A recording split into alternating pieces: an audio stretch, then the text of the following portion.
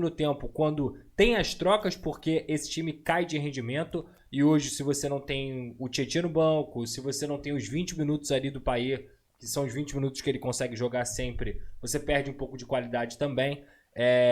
Então eu acho que hoje ele poderia ter mexido antes, inclusive. Não tenho gostado da forma como ele tem colocado o Lucas Zuccarelli no jogo. Acho que é um garoto que não é atacante. Ele não é atacante, ele é meio campo, ele é camisa 10. Se for pra botar o Lucas Zuccarelli no jogo, pode colocar ele na vaga do Coutinho, pode colocar ele até aberto na esquerda, mas como meia esquerda. Então ele pode melhorar nesse sentido de utilizar as peças. Porque o Lucas Zuccarelli não vai decidir jogo entrando aos 91 minutos. Ele é só um garoto. Ele é só um garoto. O Matheus Carvalho também é outro, que entrou com 91 minutos. Então acho que o cara ele foi muito mal hoje na demora para essas duas substituições. Ele quase morreu com duas substituições, inclusive, naquele momento. Porque, claramente o Vasco no segundo tempo não estava jogando absolutamente nada. Um time perdido, um time que estava até com uma cara até mais do Lanús, quem sabe conseguir fazer o primeiro gol do que o próprio Vasco. E ele fez 3 substituições ali, botou o Adson, botou também o próprio Paulinho, e ficou por isso mesmo. Depois ele botou o Alex e ficou por isso mesmo. Então, eu acho que hoje ele foi mal nas substituições. O Vasco tropeçou sim, o Vasco perdeu 2 pontos importantíssimos, mais uma vez, dentro da sua casa. Tudo bem que o Lanús é uma equipe que, inclusive, nos últimos 10 jogos aí tem 8 empates e 2 vitórias. Então mostra o seguinte, que essa equipe não é uma equipe que joga para vencer, mas ela também é uma equipe difícil de ser batida. Então isso é óbvio até pelos resultados recentes do Lanús. Mas isso não justifica a forma passiva como o Vasco jogou a partida de hoje, o segundo tempo principalmente. E enfim, para começar a entender essa coletiva, eu vou analisar o jogo para que a gente tenha uma coerência aqui na linha de raciocínio. E a gente faça as críticas pontuais porque precisam ser feitas. Hoje ele falou até das vaias ali, e são vaias que são corretas, diferentemente de outros jogos que eu até falei, não se vai no primeiro tempo, não se vai com o jogo rolando. Hoje a torcida do Vasco apoiou, tentou buscar ali até o final. Claro que sempre tem um aqui ou outro ali que vai vaiar, mas até o final ali apoiou, perdão. E quando acabou o jogo, a vaia veio em peso e com toda a razão. Hoje a atuação do Vasco foi uma atuação digna de vaia, uma atuação totalmente desorganizada, principalmente no segundo tempo. Mas vamos lá. Ele resolveu colocar em campo o mesmo time que enfrentou o Flamengo no sábado. E boa parte desse time também já tinha enfrentado o Ceará na terça-feira fora de casa. De terça para sábado, você descansa um pouco mais. Então, no sábado, o Vasco mostrou uma entrega física, de fato, bem interessante. Uma entrega física que fez, inclusive, o Vasco conseguir competir contra o Flamengo. E o Flamengo completo, o Flamengo com toda a sua equipe à disposição. Não à toa, o resultado foi 0-0. E eu diria que no primeiro tempo o Vasco competiu bastante com o seu time titular. Cara, no jogo de hoje, é muito óbvio, é muito claro, é muito cristalino como o Vasco cansou com 20, 30 minutos de partida. Os primeiros 15 minutos foram completamente embaralhados, bem complicados ali. Um jogo mais físico, o Lanús já catimbando desde o primeiro minuto, muitas faltas, um jogo pegado realmente. Então os primeiros 15 minutos foram perdidos praticamente. Nenhuma equipe teve o controle do jogo, muito pelo contrário. Estava na transmissão do SBT com o Thiago Leifert, com o Mauro Betting, com a Nadine Baixo também. Inclusive, um prazer estar com eles aí. Fazer meu primeiro jogo sul-americano, meu primeiro jogo continental em transmissão. Então, agradeço a todo mundo também que acompanhou lá na tela do SBT e pôde ouvir um pouco dos meus comentários. Então, no primeiro tempo, eu acho que os primeiros 15 minutos não foram de ninguém. O jogo foi bem aberto, e aberto no sentido negativo, de nível baixo. Com pancada, um juiz também um pouco complicado, enfim. O Vasco não conseguiu controlar nesses primeiros 15 minutos.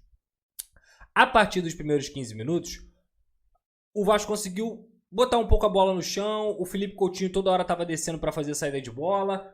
O lado direito foi o lado que talvez mais tenha funcionado, principalmente com o Jair, o Paulo Henrique e o Ryan, um lado mais físico com o Paulo Henrique e com o Ryan, e foi ali que o Vasco estava conseguindo dar uma penetrar um pouco mais na defesa do Lanús, justamente por quê? Porque qualquer pessoa que pega os últimos 5 jogos do Vasco sabe que o Vasco trabalha muito mais pelo lado esquerdo com o Coutinho, com o Nuno e também com o Piton. Isso não aconteceu tanto no primeiro tempo, eu até comentei isso na transmissão, faltou um pouco de equilíbrio nessa construção, mas mesmo assim, ali dos 20 até os 40 minutos, o Vasco foi a equipe que mais controlou, que teve algumas oportunidades, como também numa chegada ali da tabela do Paulo Henrique com o Ryan, e aí o Nuno pisou na área e acabou perdendo o gol. Teve um chute do Nuno também colocado numa jogada pela esquerda logo no final da partida, que quase foi gol também. Teve uma finalização meio torta do Verratti. Agora, é impossível, e eu sou um cara que eu tenho muita tranquilidade para poder comentar sobre parte física. As pessoas, elas pegam um nome para Cristo, fulano, ciclano e tudo mais. Cara, eu entendo o calendário, eu entendo que seja complicado, eu entendo que o jogador realmente, isso aí é física, é físico, é ciência, não tem o que discutir. 48 horas depois é quando o seu corpo sente um desgaste muito grande. Então, de fato, jogar sábado e jogar na terça-feira, principalmente com um jogo desgastante que o Vasco teve contra o Flamengo, na terça-feira, teoricamente, a equipe vai sentir essa questão. Só que o Coutinho, o Nuno e o Verratti, eles estavam cansados com 40 minutos de jogo. O Nuno hoje, com 30 minutos, ele estava colocando a língua para fora. A gente entende que é um jogador que veio também do futebol europeu, que estava, eu até falei isso na transmissão também, que já estava em temporada desde agosto, então ele tem se adaptado ao calendário do futebol brasileiro, é complicado também, ele se desgasta muito, ele corre muito, mas o Coutinho, e aí o que é potencializado por conta dessa situação física do Coutinho é a falta de organização da equipe, porque toda hora ele vinha descer para fazer saída de bola. Ele descia para fazer saída de bola por quê? Porque a equipe é mal treinada nesse aspecto. A equipe é mal treinada na saída de bola. E olha que a dupla de zaga hoje, o Lucas Freitas e o João Vitor, talvez eles são os jogadores que a gente pode salvar. E o Paulo Henrique também fez um bom jogo, digamos assim. Mas a saída de bola do Vasco hoje ficou muito complicada. O Jair sentiu o jogo, o Hugo Moura também sentiu o jogo, o Lucas Piton, que tem jogado todas praticamente, claramente sentiu esse aspecto físico, muito abaixo do que a gente espera do Lucas Piton. O Nuno também, muito abaixo do que a gente espera dele. E o Coutinho é um jogador que, além de ter esse físico que não é tão privilegiado, ele também foi prejudicado pelo esquema, porque ele, irritado com o fato do Vasco não conseguir controlar o jogo, toda hora descia para fazer saída de bola, e aí quando chegava no terço final, essa bola que ele conseguia progredir, ele não estava lá. Ele não estava lá para fazer uma tabela com o Nuno, para fazer uma triangulação com o Piton e com o Nuno também. Então o Vasco acaba prejudicando, a falta de organização dessa equipe, acaba prejudicando a qualidade, o talento que tem o Felipe Coutinho, de finalizar as jogadas, de dar um passe no terço final, porque ele está tendo que ir lá atrás para fazer essa busca. Porque ele está tendo que ir lá atrás para poder organizar essa equipe de alguma maneira. E quando ele faz isso e o Nuno e o Piton estão bem fisicamente, o Vasco consegue construir. Mas hoje, especificamente, o Nuno e o Piton, além do Verratti também, claramente sentiram o jogo. 40 minutos de jogo, 45 minutos de jogo, e eles estavam mortos. Me desculpa a expressão, é essa. Mortos. E, obviamente, no sentido de estarem cansados. Cansados mesmo.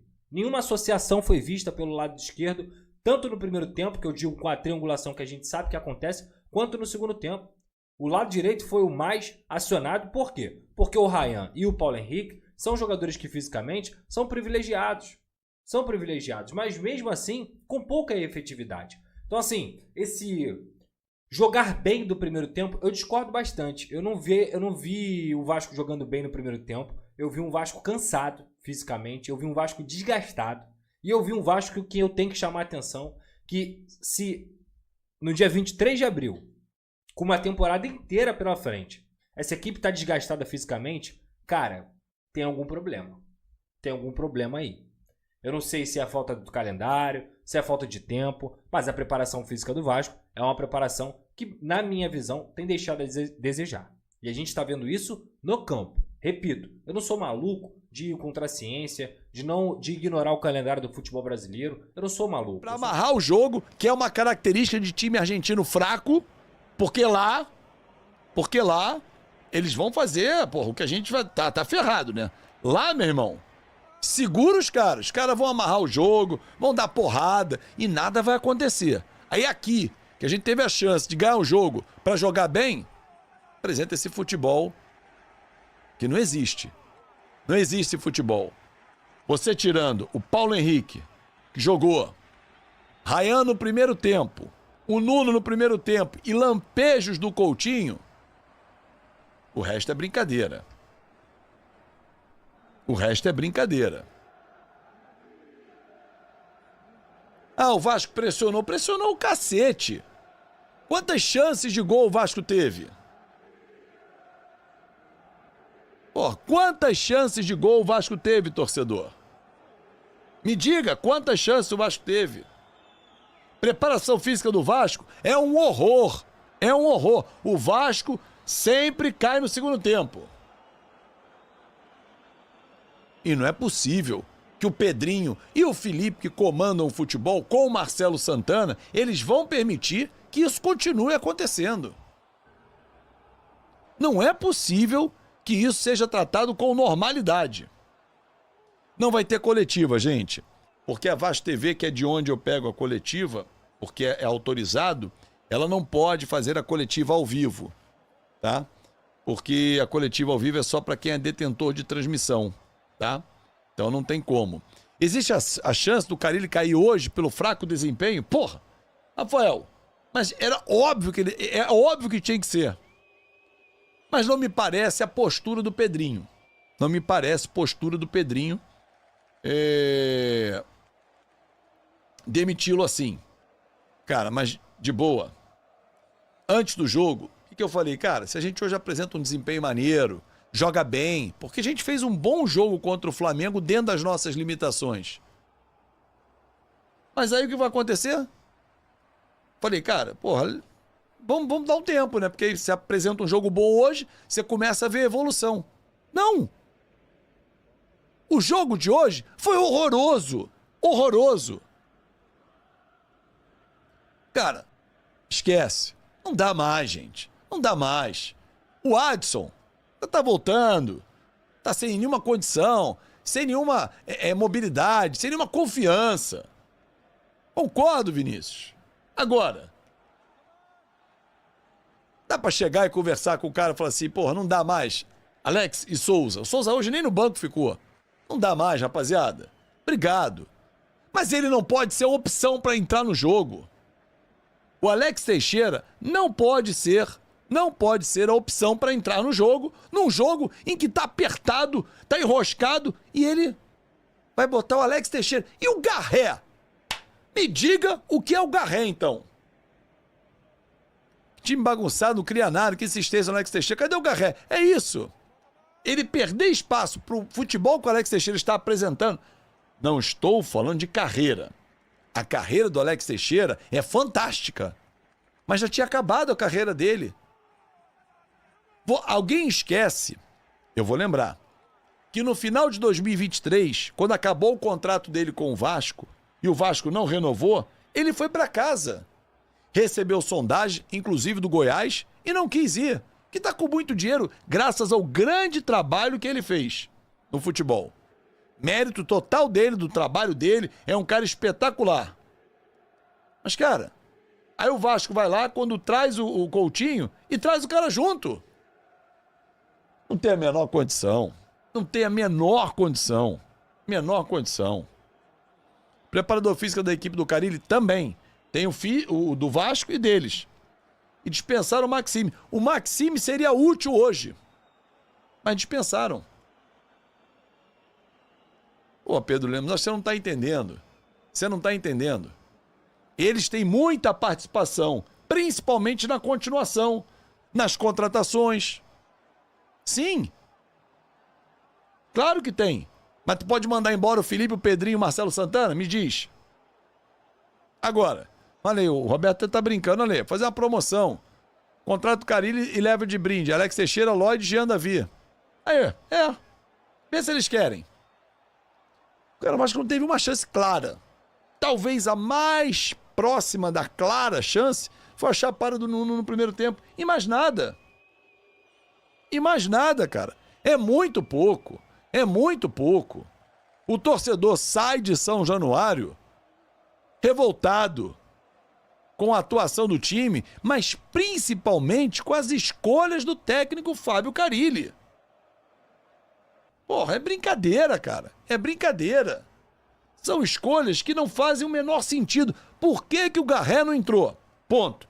Por que que o Zuccarello foi entrar aos 46 do segundo tempo? Porra, é brincadeira, cara. Por que que o Coutinho não consegue jogar 90 minutos? É muito porquê que a gente não tem resposta. É muito porquê. E agora tem 6 pedreiras. Mas os caras acham maneiro. E vão deixar. E vão deixar. Cara, é impressionante como o Vasco se apequena e perde para ele mesmo.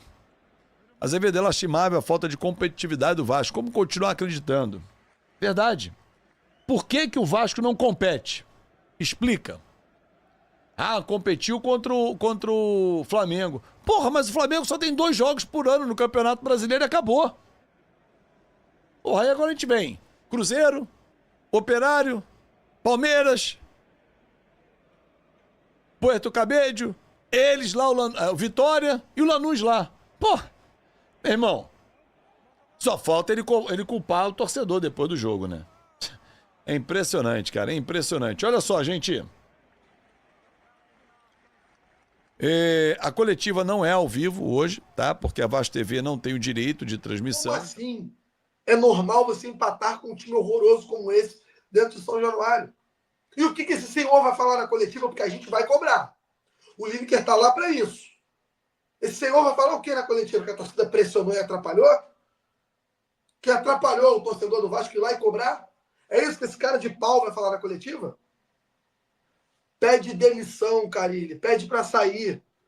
Mensagem do Luiz Fernando. Não tem elenco para ter competições. Esquece a Sula. Vai fazer o que agora? Vai poupar contra o Cruzeiro? Agora que estaremos lá, se Deus quiser, em Uberlândia? É isso que você vai fazer? Porque eu não vou ter medo nenhum na coletiva de te perguntar se existe clima para o seu trabalho continuar. Que o torcedor não te aguenta mais. Não é mais unanimidade entre os jogadores. A diretoria já tem gente que cobra e fala que o trabalho está ruim. Embora quem assina, que é Pedrinho e Felipe, não façam isso e não mandem embora. E aí? Será que tem clima para continuar? Porque a minha pergunta hoje na coletiva já seria essa. Carille, você vê que o seu trabalho pode ir para onde agora? O torcedor te odeia, não aguenta mais. Jogadores, muitos insatisfeitos com a forma que o time joga. O time não melhora na tua mão. Tem clima para continuar o trabalho aqui no Vasco da Gama? Não tem. Não tem clima para continuar. Não tem como continuar. E mais uma vez, ó, deixa o campo... A mensagem de novo. Fábio Carille deixa o campo correndo depois do jogo. De novo, sendo xingado e deixando o campo. Cara, esse trabalho acabou. Não dá mais. Não dá mais. O trabalho é muito ruim, cara. Mais uma vez xingado. O torcedor do Vasco xingou muito o Fábio Carille.